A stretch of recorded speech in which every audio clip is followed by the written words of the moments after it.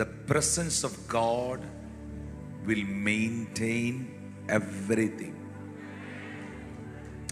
ദൈവ സാന്നിധ്യം എല്ലാ പ്രശ്നങ്ങൾക്കും പരിഹാരമാണ്. Amen. ഹല്ലേലൂയ. Hallelujah. ദൈവ സാന്നിധ്യം ഇവിടെ ഉണ്ടോ? Yes. ഉണ്ടെങ്കിൽ ഒരാളോട് ഇപ്പം വ്യക്തിപരമായി പ്രൊഫസ് ചെയ്തില്ലെങ്കിലും രോഗികൾക്ക് വേണ്ടി ഒരാൾ എഴുന്നേറ്റ് നിന്ന്, ഒരു ദൈവദാസൻ എഴുന്നേറ്റ് നിന്ന് പ്രാർത്ഥിച്ചില്ലെങ്കിലും പ്രശ്നമില്ല.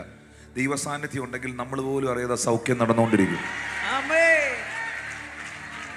നിങ്ങളോട് വ്യക്തിപരമായി കർത്താവിന്റെ ആത്മാവ് ഇടപെട്ടുകൊണ്ടിരിക്കും. DGS ദിനകരനങ്ങൾ പറയുന്നൊരു വാക്കുണ്ടായിരുന്നു, നീ ഇല്ലാമൽ നാളെല്ലാം നാളാകുമാ, നീ ഇല്ലാത്ത വാഴ്വെല്ലാം വാഴ്വാകുമാ. യേശു ഇല്ലാത്ത കുടുംബം കുടുംബമാണോ? യേശു ഇല്ലാത്ത മക്കളും മക്കളാണോ? യേശു ഇല്ലാത്ത ബന്ധങ്ങൾ ബന്ധമാണോ? യേശുവിനെ പ്രസംഗിക്കാത്ത ശുശ്രൂഷകൾ ശുശ്രൂഷയാണോ? യേശുവിനെ ഉയർത്താത്ത ആരാധന ആരാധനയാണോ? യേശുവിനെ കൂടാതുള്ള ലൈഫ് ലൈഫാണോ? നീ ഇല്ലാമൽ നാളെല്ലാം നാളാകുമാ, നീ ഇല്ലാമൽ വാഴ്വെല്ലാം വാഴ്വാകുമാ. ഹല്ലേലൂയ. നിങ്ങളുടെ മക്കൾക്ക് കൊടുക്കാനുള്ള നിങ്ങളുടെ ഏറ്റവും വലിയ സമ്പത്ത് സമ്മാനം യേശു ആയിരിക്കണം. ഹല്ലേലൂയ. Amen. നീയില്ലാതെ നാളെല്ലാം നാളാകുമാ, നീയില്ലാമൽ വാഴ്വെല്ലാം വാഴ്വാകുമാ, നീയില്ലാതെ നാളെല്ലാം നാളാകുമാ, നീരില്ലാതെ ശരിയല്ലേ? ഞാൻ ചോദിക്കട്ടെ, 25,000 രൂപ കൊടുത്താൽ നല്ലൊരു മെത്ത മേടിക്കാൻ പറ്റുമോ? നല്ലൊരു ബെഡ്, നല്ലൊരു മെത്ത മേടിക്കാൻ പറ്റുമോ? പറ്റത്തില്ലേ? അത്യാവശ്യം നല്ലൊരു മെത്ത മേടിച്ചൂടെ? 5,000 രൂപയ്ക്ക് മെത്ത കിട്ടും, 25,000 രൂപയ്ക്ക് മെത്ത കിട്ടും, മേടിച്ചൂടെ? പക്ഷെ 5,000 രൂപയ്ക്ക് മേടിച്ച മെത്തയാണെങ്കിലും 25,000 രൂപയ്ക്ക് മേടിച്ച മെത്തയാണെങ്കിലും സമാധാനയില്ലേ? എങ്ങനെ ഉറങ്ങും? ഉറക്കം ദൈവം തരണ്ടേ? വിഭവസമൃദ്ധമായ സദ്യ ഉണ്ടാക്കി ഒത്തിരി ആഹാരങ്ങളുണ്ട്, അതും ഇതും ഒക്കെ ഉണ്ട്, 4-5 വേലക്കാരൊക്കെ ഉണ്ട് വീട്ടില്. പക്ഷെ ആ വീട്ടിലൊന്നും അടിയും വഴക്കും പ്രശ്നമാണെങ്കിൽ വെച്ചുണ്ടാക്കിയ ആഹാരം എങ്ങനെ കഴിക്കും? പക്ഷെ ഞാൻ ചോദിക്കട്ടെ, ഇനി നിങ്ങളുടെ മകളുടെ മകന്റെ കല്യാണം അങ്ങ് ഭൂമി മാറ്റി അങ്ങ് ആകാശത്ത് എമിറേറ്റ്സിന്റെയോ എയർ ഇന്ത്യയുടെയോ വിമാനത്തിനകത്ത് ഫ്ലൈറ്റിനകത്ത് വെച്ച് കല്യാണം നടത്തിയാലും നല്ലൊരു കുടുംബജീവിതം ദൈവം തരണ്ടേ? ആ കുടുംബജീവിതം സക്സസ് ആകുന്നത് കല്യാണത്തിന് കൊടുത്ത ഭക്ഷണത്തിന്റെ അടിസ്ഥാനത്തിലോ വിളമ്പിയ ഭക്ഷണമോ അല്ലെങ്കിൽ വന്ന ആളുകളുടെയോ അനുഭവത്തിലോ അല്ല. പ്രിയപ്പെട്ടവരെ, യേശുവില്ലാത്ത ജീവിതം ജീവിതമല്ല. യേശുവിനെ കൂടാത്ത പാട്ടുകൾ പാട്ടല്ല. യേശുവില്ലാത്ത പ്രസംഗം പ്രസംഗമല്ല. യേശുവില്ലാത്ത ജീവിതം എങ്ങനെയാണെന്നറിയാവോ? കരക്കിട്ട മീനെ പോലെയാ.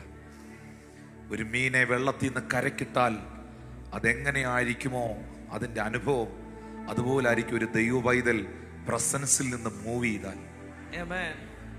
കർത്താവിന്റെ സാന്നിധ്യത്തിൽ നിന്ന് മാറിപ്പോയാൽ. പക്ഷെ ആ പ്രസൻസ് ഓഫ് ഗോഡിലേക്ക് അവൻ തിരിച്ചു വരുമ്പോൾ അവൻ എന്തോ ഒരു എനർജി കിട്ടിയ പോലെയാണ്.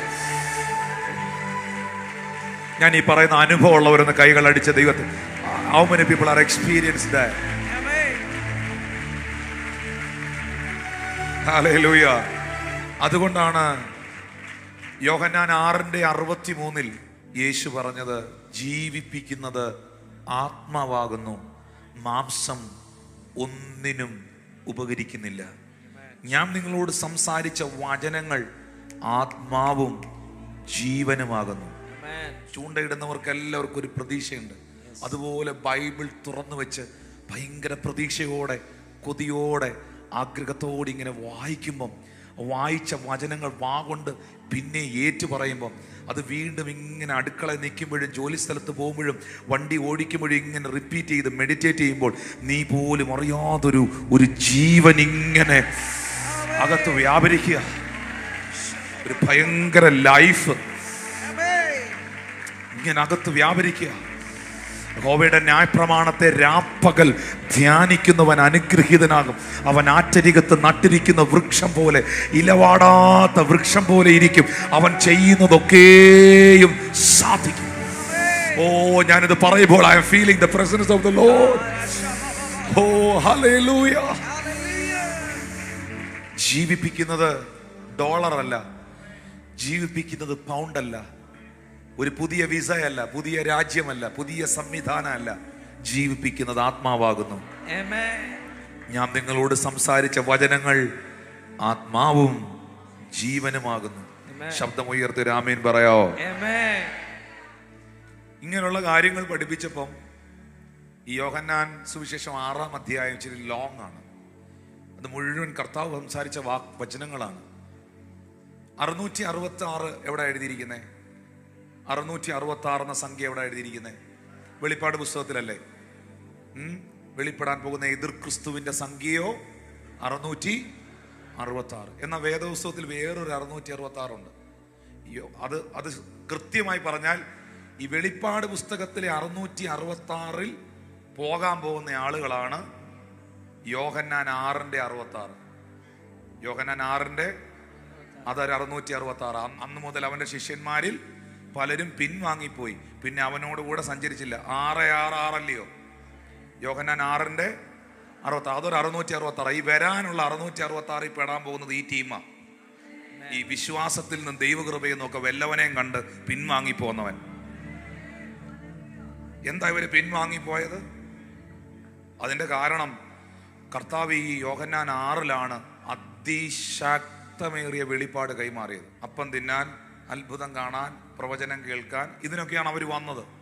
പക്ഷെ അന്ന് കർത്താവ് നിന്ന്, എൻ്റെ ഭാഷയിൽ പറഞ്ഞ ഒറ്റ നിപ്പ് നിന്ന് ഭയങ്കരമായിട്ട് അങ്ങ് വചനം പറഞ്ഞു, വെളിപ്പാട് കൈമാറി. അപ്പൊ പിന്നെ അവർക്ക് യോഹന്നാൻ 6-ന്റെ 65 ഇത് ഹേതുവായിട്ട് അത്രയും ഞാൻ നിങ്ങളോട് പറയുന്നത്, പിതാവ് കൃപ നൽകിയിട്ടല്ലാതെ ആർക്കും എൻ്റെ അടുക്കൽ വരാൻ കഴിയുകയില്ലെന്ന് പറഞ്ഞു. 66-ാമത്തെ വാക്യത്തിൽ പറയുകയാണ്, അന്ന് മുതൽ അവൻ്റെ ശിഷ്യന്മാരിൽ പലരും പിൻവാങ്ങിപ്പോയി, പിന്നെ അവനോടുകൂടെ സഞ്ചരിച്ചതുമില്ല. ഹല്ലേലൂയ. അതൊരു 666 കേട്ടോ. കാരണം ജീവിപ്പിക്കുന്ന ആത്മാവാണ്. ഈ പ്രസൻസിനകത്തുനിന്ന് പോകരുത്. സഭയോട് പറയാൻ കർത്താവ് പറയുന്നു, പ്രസൻസിനകത്തുനിന്ന് പോകരുത്. നിങ്ങളുടെ വണ്ടിക്കകത്താണെങ്കിലും മറ്റ് ചിന്തകളൊക്കെ കയറി വരുന്നെങ്കിൽ അപ്പോഴേ നല്ലൊരു വർഷിപ്പ് സോങ് അതിനകത്ത് പ്ലേ ചെയ്യണം. നിങ്ങളുടെ ആത്മാവിനെ തൊടുന്ന, ദൈവത്തോട് അടുപ്പിക്കുന്ന, ദൈവത്തോടുള്ള ബന്ധത്തിൽ നിങ്ങളെ ഉറപ്പിക്കുന്ന പാട്ടുകൾ, മെസ്സേജുകൾ നിങ്ങൾ കേൾക്കണം. എൻ്റെയർ ദ ബൈബിൾ നിങ്ങൾ വായിക്കണം. യെശയ്യാവിന്റെ പ്രവചനം 32-ന്റെ 15-ാമത്തെ വാക്യത്തിൽ എഴുതിയിരിക്കുകയാണ്. പ്രവാചകൻ പറയുകയാണ്, ഉയരത്തിൽ നിന്ന് ആത്മാവിനെ നമ്മുടെ മേൽ പകരുവോളം തന്നെ. ഈ ആത്മാവ് പകരപ്പെട്ട് കഴിയുമ്പോൾ അപ്പോൾ മരുഭൂമി ഉദ്യാനമാകും, ഉദ്യാനം വനമാകും. ഈ നിങ്ങളുടെ ലൈഫിന്റെ ആ മരുഭൂമി, വിൽഡർനെസ്, ആ ഡ്രൈനെസ് ഉദ്യാനമാകണം. ആത്മാവ് നിങ്ങളുടെ മേൽ പകർന്നാൽ മരുഭൂമി ഉദ്യാനമാകും, ഉദ്യാനം വനമാകും. യെശയ്യാ 44-ന്റെ 3-ാം വാക്യത്തിൽ വീണ്ടും പ്രവാചകൻ പറയുന്നു, ദാഹിച്ചിരിക്കുന്നിടത്ത് ഞാൻ വെള്ളവും വരണ്ട നിലത്ത് നീരൊഴുക്കും പകരും. നിന്റെ സന്തതി മേൽ എൻ്റെ ആത്മാവിനെയും നിന്റെ സന്താനത്തിന്റെ മേൽ എൻ്റെ അനുഗ്രഹത്തെയും പകരും. ദാഹിച്ചിരിക്കുന്നിടത്ത് ഞാൻ വെള്ളവും വരണ്ട നിലത്ത് നീരൊഴുക്കും പകരും. നിന്റെ സന്തതി മേൽ എൻ്റെ ആത്മാവിനെയും നിന്റെ സന്താനത്തിന്റെ മേൽ എൻ്റെ അനുഗ്രഹത്തെ പിടിച്ചോ. നിങ്ങളുടെ മക്കൾക്ക് വേണ്ടി ഇത് പിടിച്ചു, നിങ്ങളുടെ തലമുറകൾക്ക് വേണ്ടി ഈ വാക്യത്തെ സ്വീകരിച്ചോണം. നിങ്ങളുടെ തലമുറകൾക്ക് വേണ്ടി ഈ വാക്യത്തെ സ്വീകരിച്ചോണം. നിന്റെ തലമുറകളുടെ മേൽ അവന്റെ ആത്മാവിനെയും എന്റെ സന്താനത്തിന്റെ മേൽ അവന്റെ അനുഗ്രഹത്തെയും എന്റെ ദൈവം പകരും. ഞങ്ങളുടെ ദൈവദാസന്മാർ ഇന്ന് എന്നെ ആരൊക്കെ ഇപ്പോൾ കേൾക്കുന്നു, സ്വർഗത്തിലെ അപ്പ അവരുടെ സന്തതി മേല് നിന്റെ ആത്മാവിനെയും അവരുടെ സന്താനങ്ങളുടെ മേളിൽ നിന്റെ അനുഗ്രഹങ്ങളെയും അവിടുന്ന് പകരണമേ.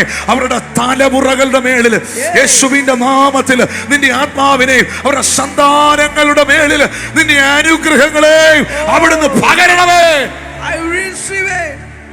Amen.